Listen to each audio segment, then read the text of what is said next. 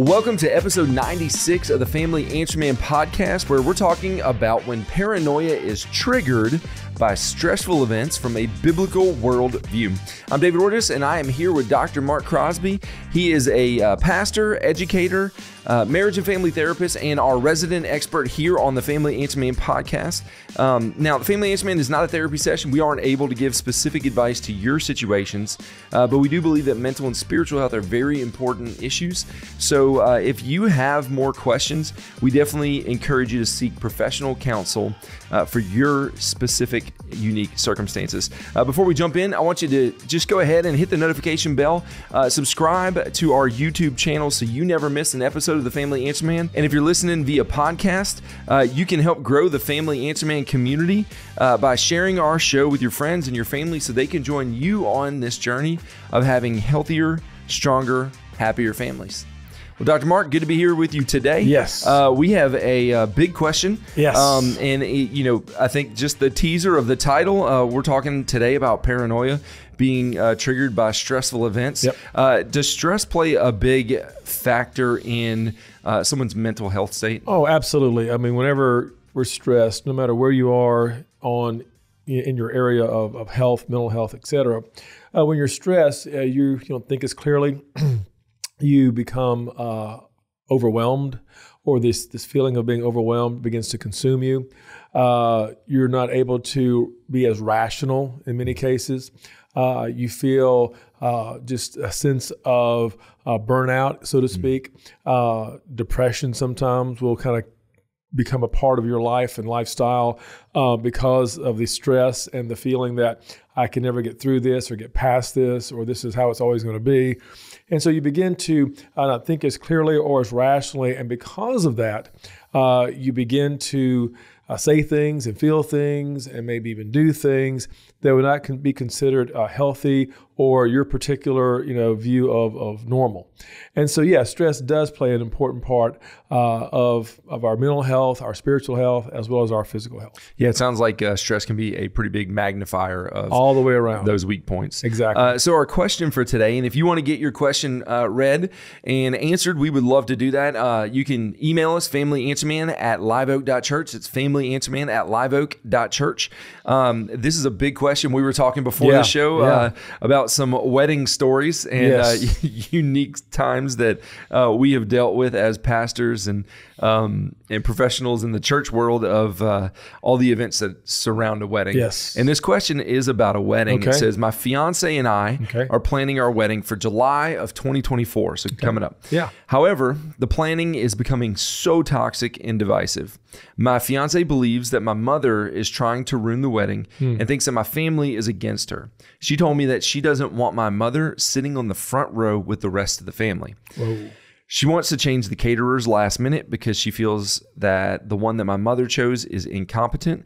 She doesn't want her dad to walk her down the aisle because he wasn't able to pay the full amount for the wedding. She, quote, terminated one of her bridesmaids because the bridesmaid had a crush on me. And I'm having second thoughts about getting married or having a traditional wedding at all. What is wrong with this picture? Wow, there's a lot there.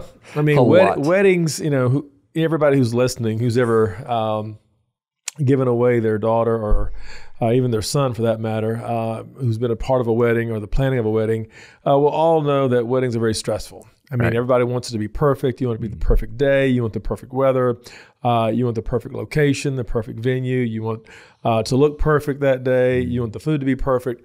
And when you begin to create that level of expectation for perfection, it creates lots of stress. And so unfortunately, we do that to ourselves in many ways as we're preparing for the big day that many call the wedding. And the reality is that weddings are important, and it is an event and a moment that is life-changing. It's an event and a moment that, again, many look forward to. Even young guys, kind of think about their wedding day, but definitely the bride thinks about their wedding day, and they want it to be this picture perfect day where they get to be, the focus of all things that day. Right. And so anyway, it can be very, very stressful. But the problem is that as we said earlier, stress can trigger all sorts of things. It can trigger things in your body physically, as far as your digestive system, as far as your neurological way of handling stress in life cognitively. It can also, again, impact you, as far as your emotions, when you're feeling overwhelmed and you become very emotional, maybe you're easily angered, or maybe you're easily willing to just break down and cry because just the pressure.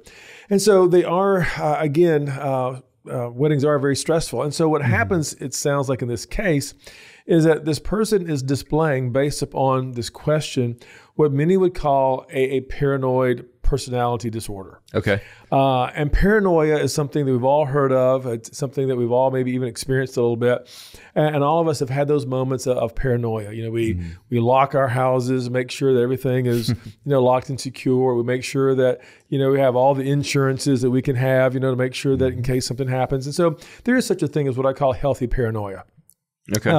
My grandfather used to say, the moment you no longer respect electricity, it's going to kill you. Yeah. And so we have to be very careful and cautious, and even a little bit paranoid about some of these things. But a disorder means, as we've said before many times on the show, that your life and lifestyle is now being severely disrupted. Right. So a paranoid personality disorder means that your life, your lifestyle, your relationships are now being distorted, and so things now begin to get kind of strange and weird and uncomfortable. And that's what this letter seems to be, or this question seems to be sharing. So what do we need to know about paranoid personality disorder? Well, there's a few things. Number one, 1% of the population struggles with this. Now, that doesn't sound like a lot, but if you're a pastor of a church and you have 1,000 people, in your church, that means you got 10 people in your congregation that's going to have this paranoid personality disorder, okay? Which means you looked at them wrong.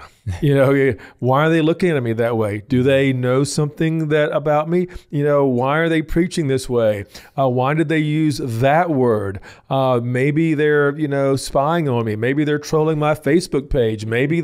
And so this sort of disorder, again, creates this constant sense of suspicion. Okay, which is the second part.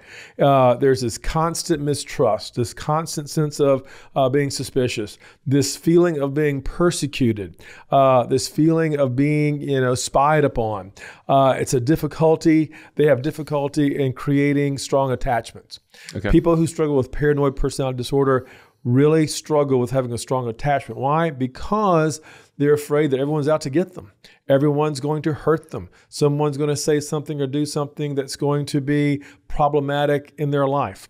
And so they have difficulty creating strong attachments. In other words, they keep people at arm's length. It's more than just having boundaries. Boundaries are important. Boundaries are healthy. We talk about boundaries a lot on this program, but people who struggle with paranoid personality disorder, they keep everyone at arm's length. I don't want anybody getting too close. I'm going to be vulnerable. I don't want to be vulnerable. And they're going to say something or do something that eventually is going to be harmful to me, etc. And so this paranoid personality disorder really does, again, disrupt a healthy or strong relationship. So boundaries are built from a place of establishing a healthy zone for you to live and operate in. But paranoid personality disorder really comes from a place of fear and anxiety and being concerned about what other people are possibly doing to you. A constant mistrust of people. Okay. People are out to get me. They're suspicious of the motives of other people, etc. And so the big question people ask is, so how does this form? I mean, how does a person become paranoid to this level? How does a person develop a paranoid personality disorder?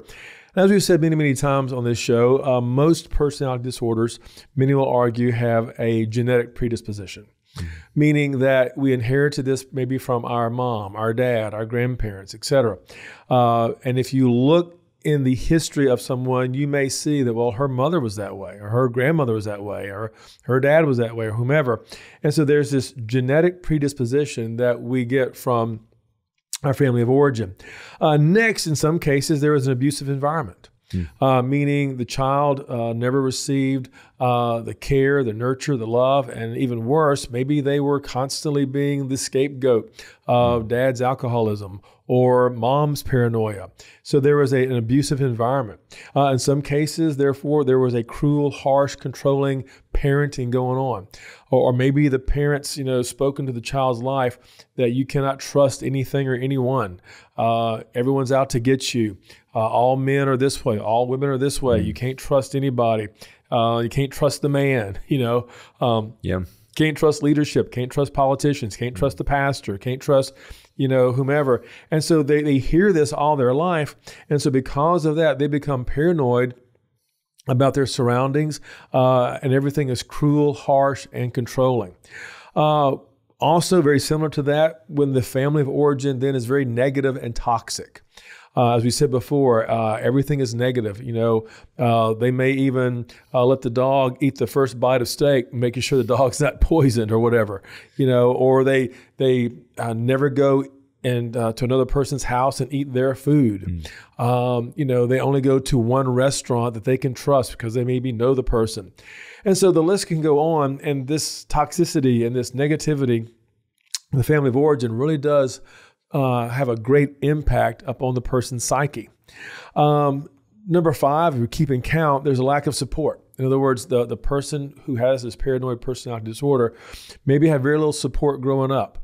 They didn't have support maybe from their siblings or from their friends or from their teachers or their counselors or their pastors or their youth pastor, whomever it may be. And they just felt very isolated and alone.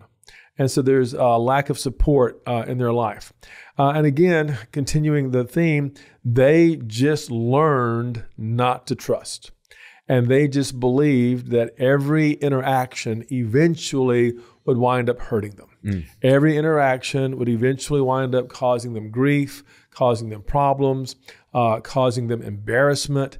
And so because of that, they keep everything at arm's length. And the moment someone disappoints them, the moment someone does not live up to their expectation, the moment someone, like in this example, the father doesn't pay all the wedding, or the bridesmaid feels like, she feels her bridesmaid has a crush on her soon-to-be husband, and maybe, she was being overly friendly. The moment the paranoid person sees that, now it solidifies and verifies their suspicions and their lack of trust. So it really is a protective measure for the individual based off of learned behavior. Yes, they see it that way. They see it as this is what protects me. Perceived, yeah. This is what I need to keep from being hurt. This validates what my parents were telling me, that the world's a cruel place, you can't trust anyone.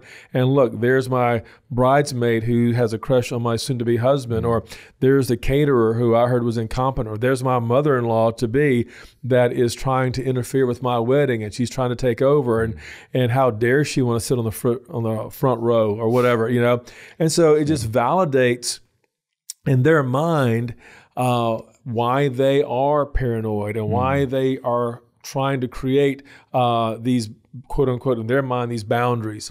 And when they're trying to, keep control, if you will, over themselves and the things that are important to them. Sometimes this traumatic event creates a sense of feeling unworthy. So in other words, a person who struggles with paranoia feels unworthy, and they often feel rejected. And this is one reason why they live a very guarded life. Because again, they feel unworthy, they feel rejected, they feel like people are out to get them, they feel no one really understands them. And so they have to go to these great lengths in trying to keep, themselves in a safe zone. Yeah. So it sounds like if this is the case, and this is kind of where everything is built from, a lot of family origin issues, that this can cause a lot of issues in life. Exactly. Well, what it does is that the person who struggles with paranoid personality disorder, they really struggle with any type of romantic or intimate relationship. Because the moment they become vulnerable, which is what relationships are all about, especially romantic ones, the moment you become vulnerable, that's when you feel, so stressed out, so full of anxiety because I'm now vulnerable. And what if he or she says something or does something that hurts me, Or what if, I, experience some sort of pain or problem because of this? And so they have difficulty with fully letting themselves go. They have difficulty fully opening up, to other people. They have difficulty in many cases even going to a counselor because they fear, well, what if that counselor goes home and tells their spouse, or goes home and talks, about me to someone else, or uses me as a case study or whatever.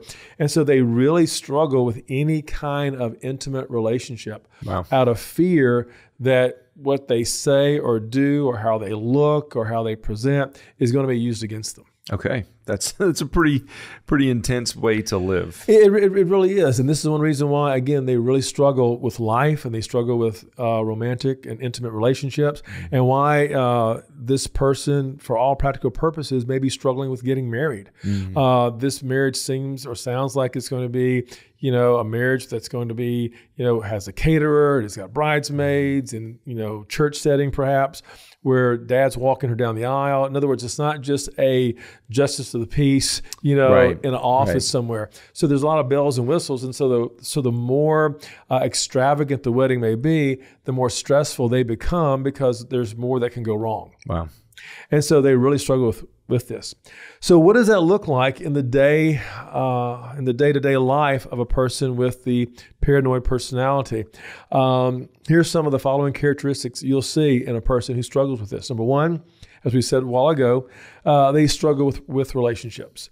They're constantly suspicious. Why is he saying this? Why did he do this? Why did he say I look nice? Is it because he wants something later? What's going on? Or they're very accusatory. Well, he always does this, or she always says that, or, they're always interfering. They're always getting in the way. They're always, making fun. They're always being sarcastic or whatever it may be. And so they struggle with relationships. Again, very suspicious and very accusatory. Secondly, as we said earlier, they have layers of protection. Maybe in their technology, they'll have, firewall after firewall after firewall, and code and password after password after password. And maybe their home, they'll have multiple, home security systems. They'll have cameras, and they'll have things in their windows, and they'll have maybe guard dogs or whatever it may be. And same is true with their car. They'll have perhaps more insurance than maybe what the car is even worth, because they have all these layers of protection, because no one is going to take advantage of them ever again. No one is going to harm them. No one is going to upset their life ever again. Wow. Yeah, like you said early, that layers or that certain levels of this are good, can be helpful, right? You want to have some protection, you want to be responsible, but this is another level. Exactly. I mean, you want to wash your hands, but you don't want to go around in a hazmat suit. Right. Okay. Yeah. And so this is where we're dealing with when it comes to the person with the paranoid personality. They have a fear that people are out to get me. They just have this fear that people are out to get me. That neighbor, that coworker, that boss, they're out to get me. And did you see how they were looking at me? Did you see what they said? Did you see what they wrote? Did you see what they put on Facebook? They're out to get me. And so there's this fear, which means, as I said a while ago, or insinuated, they're looking for hidden threats. If you send them a text message, they're going to be looking for the hidden threat. They're going to be looking for, well, why did they put an exclamation point? Why did they put a comma? Why did they, give this all caps? Excuse me. Why did they, leave out these words? Right. So really reading into things. They read into things. They push back on threats. Again, as we're seeing in this question here, now the mom can't sit on the front row of the wedding. Now the dad cannot walk me down the aisle because he didn't pay enough for the wedding. Now the bridesmaid is going to be terminated because, she has a crush, on the husband. So they're looking for hidden threats and they push back on them, which means, as we said, in those examples, they become hostile, defensive, and vengeful. This is my wedding. And so therefore, you're not going to be in it. You're going to sit on the back row. You're not going to walk me down the aisle, which again creates a sense of isolation. Most people who struggle with paranoid personality live a kind of a lonely life. They don't have a lot of people that are around them for very long. Being around them is very short-lived. And so they kind of live somewhat lonely and somewhat isolated. Now, for those who are curious, the question is, so what are the symptoms? Yeah. I mean, how is this? How do you recognize? Yeah. How do you recognize this, and how is this person diagnosed? So the DSM, the Diagnostic and Statistical Manual, excuse me, gives 7 primary symptoms that we need to be aware of, and here they are. Here's the criteria. Number 1, they again suspect others of harming them or lying to them. So again, they're very suspicious of people that will harm them and lie to them, and they're always suspect. Number 2, they're preoccupied of loyalty of family and friends. In other words, who can I trust? Who is going to be loyal to me? Who can I count on? So they're always preoccupied with basically screening who they can trust and who they can't. Number 3, they're reluctant to confide into others because they're afraid their fears will be used against them. And so they do not confide easily in other people. They will keep their fears or their concerns or their problems to themselves. Fourthly, as we said a while ago, they read into what is written and what's not there. So what you said a while ago was spot on. They will read into what is there as they look for hidden and demeaning messages, which means there's just a sense of hypersensitivity. They're hypersensitive to the things around them, to the people around them, to what's being said to them, or even what's being said about them, of course. In some cases, number 5, they're very unforgiving. They bear grudges. And sometimes they will kick you out of their wedding. Sometimes they will not go to your event. Sometimes they will not respond to your request because they're constantly feeling disrespected. And so these are the people that won't come to the family reunion. These are the people that will not come to the Thanksgiving dinner. These are the people who will not participate in the Christmas gathering. These are the people who will not even go to your neighbor's wedding or to their sister's wedding or whatever, because they are bearing grudges because of things that happened weeks ago, months ago, even years ago, and they're still very hypersensitive about that. They perceive people as attacking their reputation. And if you even praise them, if you say, "Oh, you did a great job," or "You were wonderful," or "That was a great song," or "You just look, great today," they will minimize that praise and basically see it as, "What are you trying to gain from me? What, are you trying to get from me? Why are you trying to soften me up? What is it you're trying to get out of me?" And then, of course, there's this recurrent suspicious sense that their partner's cheating on them. And we see this in this question that, maybe one of her bridesmaids has a crush on her husband, and maybe there's something going on there. So that's the criteria found in the diagnostic manual that we need to be aware of. And so if you get 4 out of those 7, you can consider yourself as a person that may be struggling with paranoid personality disorder. Okay. So that's the diagnostic standard. All right. So if that's the diagnostic standard, where do we go from there? So the question is, how do you deal with this? Right. And this is the question this person is asking. What happens next? Where do we go from here? You're in a relationship with somebody that is TBD. So I would argue, first of all, in a very general sense, sometimes group therapy helps. Okay. So sometimes being around others who struggle with this may help you to see what you've been doing all along. Maybe helping you to see that, that mother-in-law or that neighbor or that, sibling or that, coworker is really not out to get you. That when they said that you look nice, they really meant it. When they were, just trying to have fun and, tell a joke, it wasn't about you. When they, gave an illustration from, the pulpit, they didn't have you in mind, even though they may have been looking in your direction. It was just an overall, illustration. Just an analogy. Exactly, but it wasn't about you. Yeah. And so group therapy sometimes helps a person to understand this and maybe even recognize this about themselves. We've talked about cognitive behavioral therapy, or CBT. That sometimes helps you to build trust. It sometimes helps you to maybe reduce some of the aggression that you have toward others that you feel are harmful or deriding of your character. Medicine rarely works. However, there is some research that seems to indicate, and I've definitely talked with your psychiatrist or your medical professional about this, but there is some research that seems to indicate that Prozac may be helpful. Something to think about. But I'll also say this, growing in your faith is very important because, again, the Word of God says that God gives us a spirit of hope, a spirit of joy, and not a spirit of fear. Right. And so we're to, grow in our faith, which means sometimes being in a constant or weekly or daily Bible study.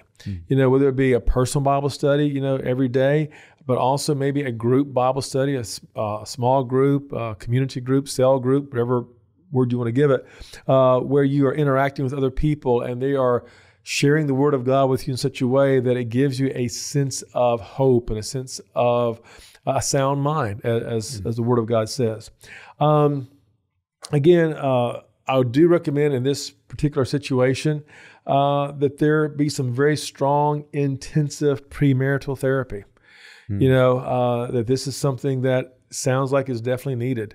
That this person, this couple, if they're not getting premarital therapy, I would highly recommend they do, and not just one time moment, right. But I'm talking weekly between now and the day of the wedding. But some very, very strong and intensive premarital therapy. And also, in some cases, maybe a less elaborate wedding. Maybe a less elaborate wedding where there's only a few people there and there's only, maybe it's in the living room of the bride or groom, or maybe, somewhere, maybe on a beach or wherever. But again, where it's not as elaborate and it's not as triggering. I was going to say, you could see where that would reduce a lot of the stress and anxiety. Exactly. And the reality is, have a few close friends, family members, again, people that they feel loyal to them and exactly. trustworthy. And make it short and sweet and to the point, but meaningful and reverent. Because here's the point. This does not get better on its own. And it has the potential of getting worse, at least for a while. There's some indicators that over years and years and years and years and years and years, it may slowly reduce. But for the next several years, it's going to get worse before it gets better. Okay. Just put it that way. And so therefore, it's a disorder that must be recognized, it must be treated, and it must be understood. Otherwise, it does cause a lot of pain and problems and dissension in most relationships and in most families. But again, there is hope, but you have to recognize it. You have to be willing to treat it. You have to be willing to understand it. You have to recognize it about yourself and about those you care about, and be willing to be as active as you can in the treatment of it. So just real quick, because we only have a second, does this ever turn into a state of psychosis? It can. Okay. As a matter of fact, psychosis, one of the worst forms or types is schizophrenia. Mm-hmm. And of course, we've heard of the paranoid schizophrenic. And so the person who struggles with schizophrenia may create a comorbidity where paranoia is a part of the psychosis. So it definitely, again, can create that dual or that comorbidity that is often involved with psychosis. Okay. Well, there you have it from the Family Answer Man. Hopefully, if you are in a situation like this or know someone that is, that you will help them get the help that they need. And as always, this is not a therapy session. Right. We're not able to give specific advice, but we do believe that spiritual mental health are very serious issues, and we want you to connect with someone that can help you through those things. And our goal and our desire is that this episode of the Family Answer Man will encourage you and inspire you to make changes that will lead to a stronger, healthier, happier family.